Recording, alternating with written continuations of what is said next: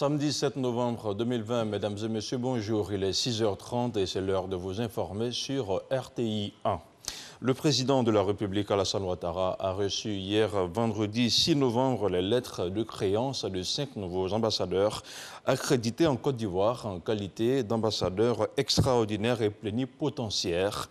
Il s'agit de la République de Guinée, du Sénégal, de l'Angola, de la République fédérale d'Allemagne et de la République française.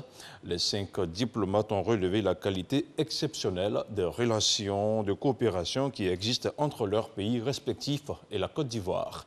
Viviane Aïma. Palais présidentiel ce vendredi 6 novembre.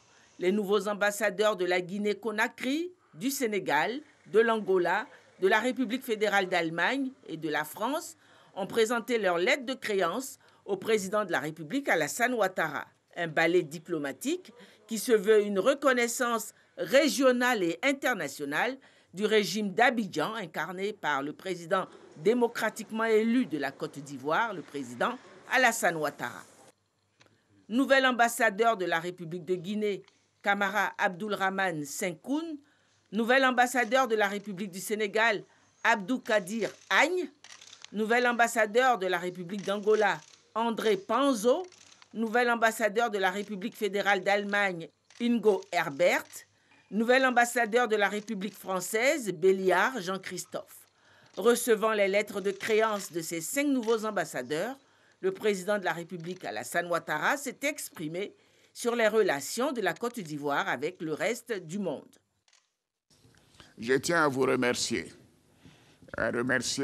vos mandants respectifs pour votre nomination. Et je souhaite à chacun de vous la bienvenue en Côte d'Ivoire. Comme vos prédécesseurs, je suis persuadé que vous saurez apprécier la chaleur et la grande hospitalité du peuple ivoirien, ainsi que la richesse et la diversité culturelle de notre pays. Messieurs les ambassadeurs, vous prenez vos fonctions dans notre pays au lendemain de la tenue de l'élection présidentielle le samedi 31 octobre 2020. Cette élection, de l'avis de la grande majorité des observateurs électoraux nationaux et internationaux, notamment ceux de la communauté économique de l'Afrique de l'Ouest, de l'Union africaine, de la communauté des États sahélo-sahariens et des organisations non gouvernementales nationales et internationales, s'est déroulée de façon satisfaisante, en dépit des incidents relevés dans quelques localités. La Commission électorale indépendante a proclamé les résultats provisoires le mardi 3 novembre dernier et dans quelques jours, le Conseil constitutionnel prononcera les résultats définitifs de cette élection. Au terme de ce processus électoral, nous poursuivrons nos efforts en vue de continuer de rassembler les Ivoiriens et de consolider la paix et la cohésion sociale. Messieurs les ambassadeurs, les relations bilatérales entre la Côte d'Ivoire et chacun de vos pays respectifs sont excellentes. Toutefois, je vous invite à œuvrer à leur renforcement et à leur diversification au cours des prochaines années. Le gouvernement ivoirien continuera ses efforts pour la réalisation de cet objectif.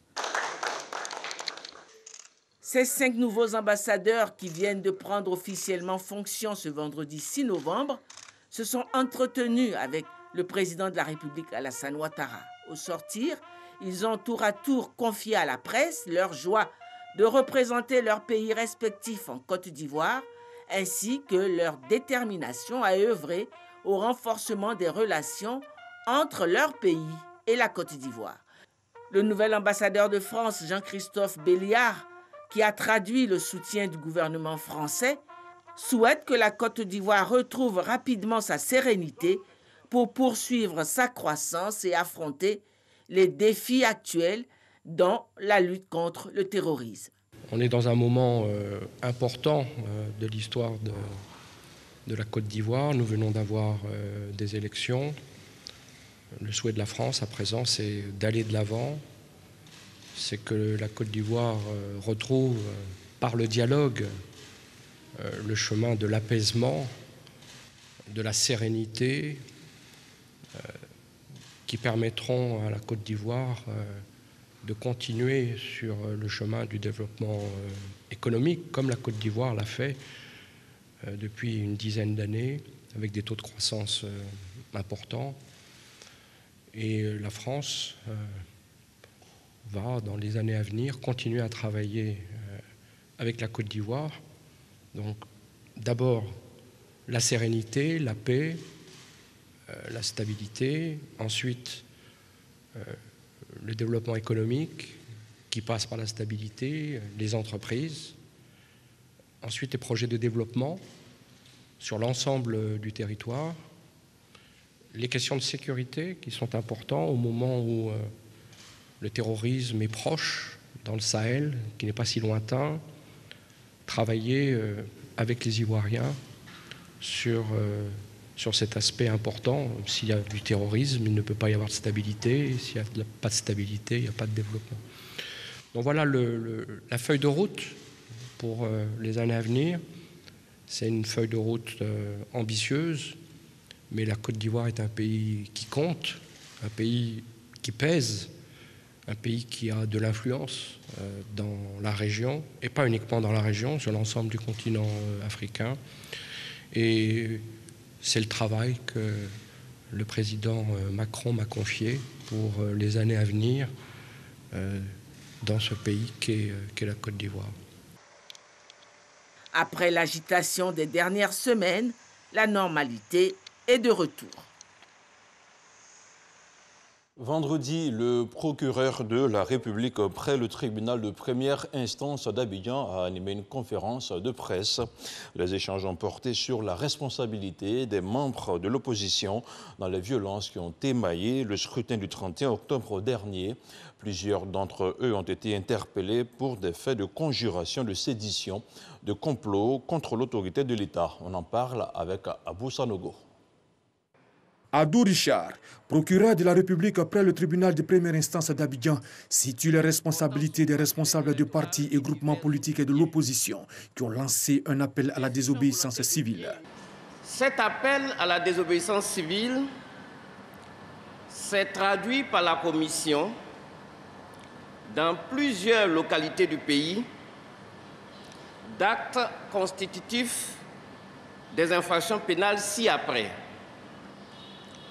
Actes de terrorisme, meurtres, coups et blessures volontaires, diffusion de nouvelles fausses, incendie de moyens de transport public de personnes, destruction par incendie de véhicules appartenant à autrui, vol et destruction de matériel électoral. Le lundi 2 novembre 2020, M. Pascal Affi-N'Guessan, s'exprimant au nom de ses partis et groupements politiques, a fait l'annonce de la mise en place d'un organe de transition dénommé Conseil national de transition. Cet organe, selon ses initiateurs, devait se substituer aux institutions en place. Les instigateurs de cet organe ont même annoncé la formation d'un gouvernement de transition. À l'analyse, tous les actes perpétrés et commandités par les promoteurs de cet organe avaient pour finalité d'attenter à l'autorité de l'État afin de parvenir au renversement des institutions de la République. Tous ces actes, selon Abdou Richard, sont constitutifs d'attentats et de complots contre l'autorité de l'État et l'intégrité du territoire national, de conjuration et de sédition. Ainsi, dans le cadre de l'enquête ouverte, Plusieurs personnes ont été interpellées le 3 novembre dernier au domicile du président Henri Konan Bédié, entre autres. Mesdames et Messieurs, Maurice Kakou Dikaoué, Bassi Kofi Bernard, Seribi Nguessan, André Kwadio Pierre Narcisse, André Jean-Claude, Ezalé Georges. Parmi ces personnes, 9 ont déjà été libérés. Plusieurs autres personnes qui ont participé à cette conjuration et qui sont parvenues à prendre la fuite sont activement recherchées. Il s'agit d'eux. Monsieur Pascal Afi Nguessan, Monsieur Abdallah Albert Touakeuse Mabri. Par ailleurs, Adou Richard rappelle que le président Henri Konan Bédié n'a pas été interpellé. Le procureur de la République, avant d'interpeller quelqu'un, il s'assure que cette personne, eu égard à son âge, eu égard à ses conditions physiques, peut supporter la détention. C'est pour cela que, ayant l'autorité des poursuites, le procureur n'a pas cru nécessaire de procéder à l'arrestation du président du Conseil national de transition. Adou Richard a signifié que l'enquête ouverte va s'étendre sur l'ensemble des localités où ces faits ont été commis pour en appréhender les auteurs et les complices. Toujours au chapitre de la situation socio-politique, la Chambre nationale des rois et chefs traditionnels présente ses condoléances aux familles endeuillées. Elle souhaite également un prompt rétablissement aux blessés. L'organe condamne les violences, exhorte les communautés au dialogue et au vivre ensemble. C'est un compte-rendu de Walter Amadou Ouattara. La situation sociopolitique suscite la réaction de plusieurs institutions internationales et nationales. Ces structures appellent au calme et à la retenue. C'est dans la dynamique que la Chambre nationale des rois et chefs traditionnels vient de rendre publique son appréciation relative à la tenue du scrutin présidentiel du 31 octobre 2020.